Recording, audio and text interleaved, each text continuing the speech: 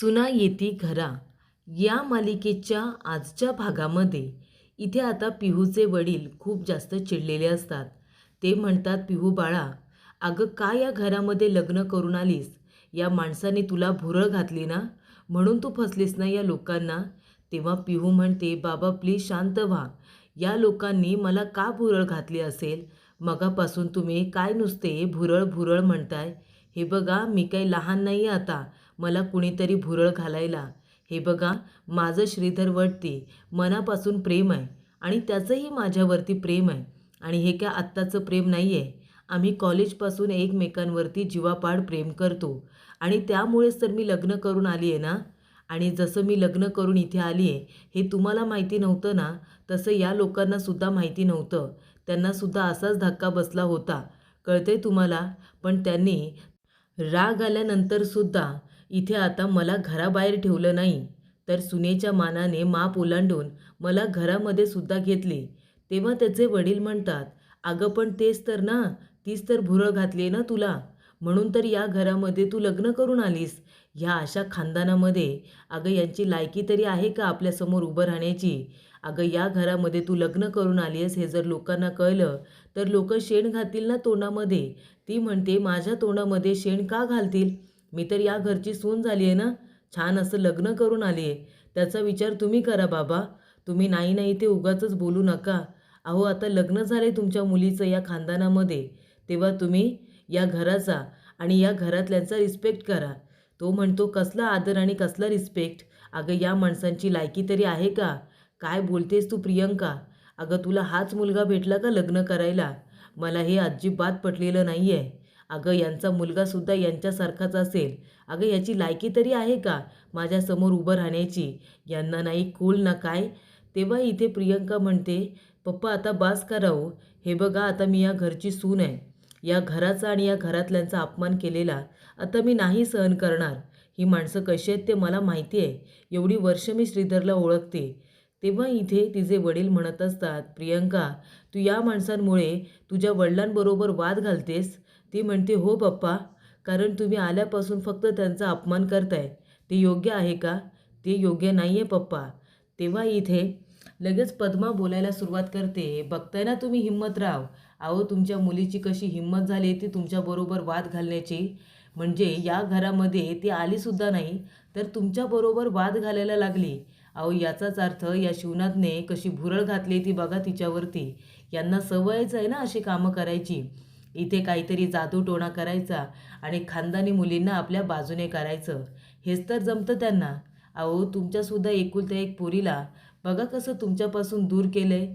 ती मुलगी अजून तिथे जाऊन तिला 1 तासभरसुद्धा झाला नाही आहे. ती तुम्हाला उलटून बोलते, तुमचा अपमान करते. काय रे शिवनाथ, अरे काय बाबा, झालं ना तुझ्या मनासारखं? अरे बाबा, माझ्या वडिलांना त्रास दिलास तर दिलास, अजून एका मुलीच्या बापाला त्रास दिलास. बघताय ना हिम्मतराव, अहो मुलगासुद्धा तसाच आहे. तुम्हाला बघायचं असेल ना तर तुम्ही एक प्रात्यक्षिक बघू शकता. अहो शिवनाथ आहे ना नाटक करतोय फक्त राग आल्याचा. तुम्ही आता एक काम करा, ती काठी घ्या आणि या श्रीधरला मारा. श्रीधरला मारायची सुरुवात केली ना तर लगेच शिवनाथ ती काठी पकडेल आणि म्हणेल, माझ्या मुलाला माझ्याशिवाय दुसरं कुणीही हात लावायचं नाही. आणि मग बघा तो मुलाला कसं पाठीशी घालेल ते. आता तो फक्त नाटक करतोय की त्याला राग आलाय म्हणून. तेव्हा प्रेक्षकांनो, इथे आता पिहूचे वडील म्हणतात, मी काय घाबरतोय की काय त्याला? माझ्या मुलीला पळून घेऊन आलाय तो. एकुलती एक मुलगी आहे माझी लाडकी. खानदानी लोक आहोत आम्ही आणि माझ्या मुलीला पळून आणायची हिंमत केली त्याने. थांबा, सोडणार नाही आहे मी तुम्हाला. आणि इथे आता शिवनाथ हा तिथेच उभा असताना पिहूचे वडील काठी घेऊन पद्माच्या सांगण्यावरून श्रीधरला मारायला सुरुवात करतात. खूप मारतात त्याला. पिहू त्याला थांबवण्याचा प्रयत्न करते, पण इथे आता तिचे वडील काही थांबायला तयार नसतात. आणि इथे शिवनाथसुद्धा काही बोलत नसतो. श्रीधर मार खात असतो आणि शिवनाथ गप्प उभा असतो. त्याला बघवत नसतं तरी पण गप्प उभा राहतो. पद्मा म्हणत असते, अय शिवनाथ, अरे काय झालं? दिसत नाही आहे का तुला की आता काही बोलायचं नाही आहे? मला माहिती आहे हे सगळं तू मुद्दामून करतोयस. त्यानंतरसुद्धा पिहूचे वडील थांबत नाही. तेव्हा शिवनाथ त्यांच्या हातातली काठी पकडतो आणि म्हणतो, अहो गप्प बसा तुम्ही, काय चाललंय तुमचं? आणि तो रागाने काठी खेचून घेतो आणि त्याच काठीने परत श्रीधरला मारायला सुरुवात करतो. तेव्हा इथे श्रीधरला जोरात मारल्यानंतर पिहू खाली बसते आणि हात जोडते. म्हणते, बाबा प्लीज थांबा, प्लीज थांबा, नका मारू श्रीधरला. आम्ही दोघांनी एवढी काहीही चूक केली नाही आहे. अहो प्रेम होतं, लग्न केलं. याच्यामध्ये श्रीधरची एकट्याची काही चूक नाही आहे. तुम्हाला शिक्षा द्यायची असेल ना, हवं तर तुम्ही मला शिक्षा द्या. पण श्रीधरला मारू नका, मी तुमच्या पाया पडते. त्याने एकट्याने काही नाही केले. तुम्हाला शिक्षा द्यायची असेल तर मला पण द्या. तेव्हा इथे शिवनाथ गप्प बसतो. तो आता श्रीधरला मारणं बंद करतो. एवढं सगळं डोळ्यांनी बघितल्यानंतरसुद्धा इथे पिहूचे वडील आता गप्प बसत नाही. ते लगेच शिवनाथला म्हणतात, ओ शिवनाथ, गप्प बसा तुम्ही. बाद झाली तुमची नाटकं मुलाला मारण्याची. मुलांना संस्कार देता आले नाही आणि आता चाललेत मारायला. पण एक गोष्ट लक्षात ठेवा, माझ्या मनाची अवस्था ना तुम्हालासुद्धा एक दिवस नक्की कळेल. जेव्हा तुमची मुलगी घर सोडून जाईल ना, ती जेव्हा घरातून बाहेर पडेल ना, तेव्हा तुम्हाला एका बापाच्या मनाची घालमेल समजेल. कळलं ना? एक गोष्ट लक्षात ठेवा, मला दुखावून तुम्ही चांगलं केलं नाही आहे. तुम्ही एक गोष्ट लक्षात ठेवा, एका बापाचा तळतळाट हा कधीही चांगला नसतो. आज तुम्ही माझं मन दुखावले ना, उद्या तुमचंही मन दुखावलं जाईल. हा एका बापाचा तळतळाट आहे. कळलं? कधी सुखी होणार नाही तुम्ही लोकं, कधीच सुखी होणार नाही. असं म्हणून आता तिचे वडील तिथून निघून जातात. तेव्हा पद्मा म्हणते, काय रे शिवनाथ, अरे अजून एका बापाचा तुला तळतळाट भेटला. आता विचार कर जरा, कसं वाटलं असेल तुला? जेव्हा इथे न सांगता जेव्हा आपली मुलगी किंवा मुलगा लग्न करून येतो ना, आणि जेव्हा एक कुटुंब असा तळतळाट देतं, तेव्हा कसं वाटतं? असाच माझ्या बापाचा सुद्धा तळतळाट तुला लागला होता. असंच माझ्या बापाचा सुद्धा जीव तुझ्यामुळे तडफडला होता. कळते का तुला शिवनाथ? शिवनाथ म्हणतोय, पद्मा गप्प बस. मला इथे म्हणजे तुझ्या वडिलांनी, आबासाहेबांनी आहे ना, मला जावई म्हणून कधीच स्वीकारलं होतं. त्यांनी घरी येऊन मला आशीर्वाद दिला होता. पण त्याबद्दल तुला काय माहिती गं? त्यांनी मला जावई म्हणून स्वीकारलं होतं ते. ती म्हणते, चल हाट, खोटं बोलू नको. खोटं बोलतोयस ना तू? पण आता तुम्हाला जे काय करायचं आहे ते करा. सुना येती घरा. सून आली बाबा तुझ्या घरामध्ये, मग पळून येऊ दे किंवा लग्न करून येऊ दे, पण आता सून आले हे महत्त्वाचं आहे, बरोबर की नाही? म्हणून मला असं वाटतं की आपण काय केलं पाहिजे, सेलिब्रेट केलं पाहिजे. आम्ही बाबा सेलिब्रेट करतोय. सून जरी तुझ्या घरात आली असली तरी तिचं स्वागत करायला पाहिजे ना. ए रुद्र, अरे चल लाव फटाक्या. आणि इथे आता फटाक्या वगैरे लावल्या जातात. शिवनाथला पद्माचा हा उद्धटपणा आणि अजिबात तिचं बोलणं आवडत नाही. तो लगेचच घरामध्ये निघून जातो. त्यानंतर उमासुद्धा तिच्या मागे मागे निघून जाते. पिहूला आणि श्रीधरला प्रचंड वाईट वाटलेलं असतं. पिहूच्या वडिलांनी येऊनसुद्धा खूपच जास्त तमाशा केलेला असतो. ही गोष्ट आता आहे ना, लगेचच इथे अन्विता आपल्या बॉयफ्रेंडला रोशूला सांगत असते. कारण पद्मा म्हणालेली असते की अरे तुझं घर तर तुटलं, एका मुलाला तूच घरातून हाकलून दिलंस त्या राघवला, आणि एका मुलाने तुला न सांगता लग्न केलं. त्यामुळे आता तुझं घर तर तुटलं आणि ते तुटणार. हिच्या वडिलांसारखा माझाही तडतडाट लागलायच की तुम्हाला. असं म्हणणं ऐकल्यानंतर लगेच ती रोशूला फोन करून सांगते. तेव्हा रोशूला ती म्हणते की त्या राघवला आहे ना, त्याच्या वडिलांनी त्याच्याच घरातून बाहेर हकलून दिला. अरे किती मस्त ना. तो म्हणतो, काय बरं झालं साला त्या राघवला लाथ मारून घरातून हकलून दिलं ते. तेव्हा इथे अन्विता म्हणते, तू कुठे आहेस रोशू डार्लिंग? तो म्हणतो, अगं मी एक महत्त्वाच्या कामामध्ये बिझी आहे, आणि तो एका मुलीबरोबर असतो. तेव्हा ती म्हणत असते, बरं ठीक आहे, कर तुझं तू महत्त्वाचं काम, मी नंतर बोलते हां तुझ्याशी. माझं तुझ्यावरती किती प्रेम आहे तुला माहिती आहे ना. तेव्हा तो म्हणतो, हो ना, माझंही तुझ्यावरती खूप प्रेम आहे गं अन्विता. तेव्हा ती फोन ठेवते. तेव्हा त्याच्याबरोबर असलेली मुलगी म्हणते, काय रे कुणाचा फोन होता? तो म्हणतो, कुणाचा असणार? अन्विताचा फोन होता. काय ती अन्विता दिवसभर नुसती कीर कीर चीव चीव, कान दुखतात माझे. तुला माहिती आहे का बेबी, जर आपल्याला दोघांना असं आनंदामध्ये एकत्र छान असं राहायचं असेल ना, तर त्या अन्विता नावाचं ATM कार्ड आपल्याकडे हवं आहे. अगं तुला माहिती आहे, तिला मी माझ्यासमोर का उभं करतो? कारण तिच्या बापाकडे आहे ना खूप पैसा आहे, आणि ती मला खूप पैसे देते, म्हणून मी तिला माझ्यासमोर उभं करतो. नाहीतर तिला उभंसुद्धा केलं नसतं. तेव्हा राघव मंदिराच्या तिथेच उभा असतो. तो आता ह्या रोहनचं बोलणं ऐकतो आणि तिथे येतो आणि म्हणतो, आता जर तोंडातून एक शब्द जरी काढलास ना, तरी तोंड फोडून टाके ना तुझं. तेव्हा रोहन म्हणतो, काय रे, स्वतःला घरातून बाहेर काढलंय आणि मला धमकी देतोयस? तेव्हा तो म्हणत असतो, आणि काय रे, त्या अन्विताला फसवतोयस तू, एका मुलीबरोबर गुलूगुलू करतोयस. हे जर मी अन्विताला सांगितलं तर काय होईल माहिती आहे ना? तो म्हणतो, काय होईल काय होईल, मला भीती वाटली रे, मी तर घाबरलो.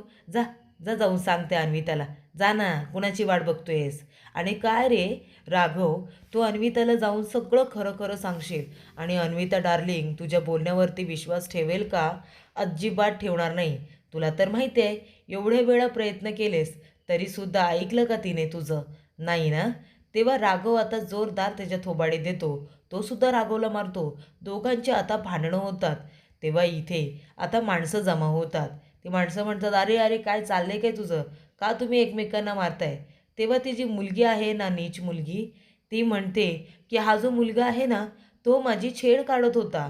ती राघववरतीच इथे मुद्दामून नाव घेते. तेव्हा तिथे आलेली माणसं म्हणतात, काय रे, मंदिरामध्ये काय मुलींची छेड काढायला येतोस का? तेव्हा राघव म्हणतो, काय? आणि तो आता हाताला झटका देऊन सरळ तिथून निघून जातो. कारण त्याला माहिती असतं, हा रोहन आणि त्याची ती गर्लफ्रेंड दोघं पण नीच आहेत ते. तेव्हा तो सरळ तिथून निघून गेलेला असतो. त्यानंतर इथे शिवनाथ आणि उमा उगाचच दोघे जण तमाशा करून आता बसलेले असतात. मुलांनी लग्न केलं, त्यांचं प्रेम आहे एकमेकांवरती म्हणून केलं, स्वतःसुद्धा प्रेम होतं म्हणूनच लग्न केलं ना.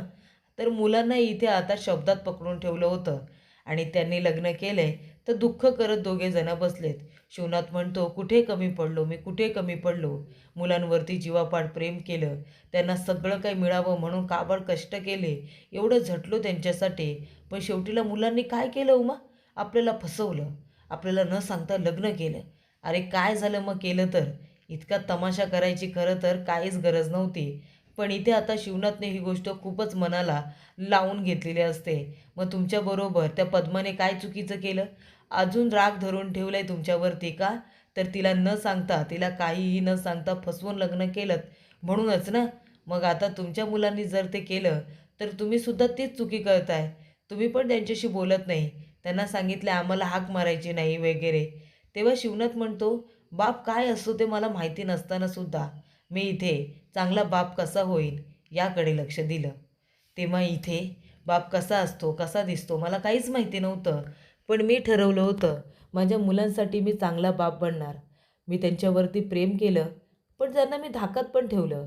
कारण कुठलीही चांगल्यातली चांगली गाडी असली ना उमा, तरीसुद्धा तिला ब्रेक असणं खूप महत्त्वाचं असतं. नाहीतर ती बेभार होऊन चालायला लागते आणि मग कुठेतरी तिचा अपघात होतोच. म्हणून मी माझ्या मुलांवरती थोडासा धाक पण ठेवला, कारण त्यांना शिस्त लागावी म्हणून. वडीलधाऱ्यांचा घरामध्ये धाक असणं खूप महत्त्वाचं असतं, घराला बिघडू न देण्यासाठी. पण इथे माझ्या मुलांना फक्त माझा धाक दिसला का? माझं प्रेम त्यांना दिसलंच नाही. त्यांना सगळ्या गोष्टी वेळेवरती मिळाव्यात म्हणून मी केलेले काबाड कष्ट त्यांना दिसलेच नाही का उमा? मला खूप जास्त या गोष्टीचं वाईट वाटतं की बाप म्हणून मी कुठेतरी कमी पडलो. ती म्हणते, नाही हो, तुम्ही नाही, मीच कुठेतरी कमी पडले असेल. तो म्हणतो, नाही, तुम्ही तर त्यांना चांगले संस्कार दिले, मग कुठे कमी पडलो आपण, सांगा ना, कुठे कमी पडलो? तेव्हा इथे उमा म्हणते, मी काय म्हणते शिव, आपण एक काम करूया का? झालं गेलं सगळं आपण विसरून जाऊया. आपण आपल्या मुलांना आणि आपल्या सुनांना चांगले संस्कार देऊया. घर कसं टिकवून ठेवायचं, बांधून ठेवायचं, हे आपण त्यांना सांगूया ना. तेव्हा शिवनाथ म्हणतो, अगं इथे आपण जन्म दिलेल्या मुलांना संस्कार देऊ शकलो नाही, त्यांना समजावू शकलो नाही, तर इथे या बाहेरून आलेल्या मुलींना आपण काय घर जोडायला शिकवणार, त्यांना काय आपण संस्कार देणार? तेव्हा इथे उमा आता त्या गोष्टीचा विचारच करत बसत असते. शिवनाथ म्हणत असतो की आज मला कुठेतरी कमी पडल्यासारखं, हरल्यासारखं वाटते उमा, आणि त्या गोष्टीचं त्याला आता फारच वाईट वाटत असतं. तर प्रेक्षकांनो, पुढील भागामध्ये राघव घर सोडून बाहेर असतो. तेव्हा बंटी मामा येतात आणि म्हणतात, राघव, अरे इथे काय करतोयस तू? तू घरातून बाहेर आहेस, हे उमाताईला तरी बरं वाटेल का? चल बाळा, आता घरी चल. तेव्हा इथे राघव आता घरी जायला तयार नसतो, कारण त्याच्या वडिलांनी त्याला धक्के मारून घरातून बाहेर काढलेला असतो. त्यानंतर इथे आता जो फॅमिली फोटो असतो ना, शिवनाथच्या घराचा फॅमिली फोटो, तर प्रेक्षकांनो, इथे पद्मा काय करते, त्यांचा फॅमिली फोटो आता केकवरती आणते छापून वगैरे, आणि तो केक कापते आणि म्हणते, मी असंच या शिवनाथच्या घराच्या चिंधड्या चिंधड्या केल्या, अजून करायच्या आहेत. असं ती म्हणत असते. त्यानंतर उमा देवासमोर उभी राहिलेली असते. ती म्हणते, देवा काय रे, कधी कुणाचं वाईट केलं नाही, कधी कुणाला वाईट बोलले नाही, तरीसुद्धा माझं हसतं खेळतं घर का तुटतंय? का माझं घर तुटतंय देवा? नाते एकमेकांपासून का दुरावत आहेत? हे मला सहन होत नाही आहे देवा. माझं हसतं खेळतं कुटुंब एकत्र आलं पाहिजे. माझं आनंदी कुटुंब एकत्र आलं पाहिजे. तेव्हा इथे पिहू येते, दिवा लावते देवासमोर आणि म्हणते, मी तुम्हाला वचन देते आई, की मी जेवढं प्रेम श्रीधरवरती केलं आहे ना, तेवढंच प्रेम मी आपल्या कुटुंबावरती सुद्धा करेन आणि आपलं घर कधीच तुटू देणार नाही. आपलं घर मी एकत्र जोडून ठेवेन. आई एकदा ऐकून घ्या. उमा म्हणते, तू मला आई बोलायचं नाही, कळलं तुला? तेव्हा इथे एवढं सगळं होऊनसुद्धा, एवढं सगळं बोलूनसुद्धा इथे उमा आणि शिवनाथ दोघेजणं त्यांच्याबरोबर रागानेच वागत असतात आणि रागानेच बोलत असतात. त्यामुळे पिहू आणि श्रीला दोघांनासुद्धा खूप जास्त वाईट हे वाटत असतं.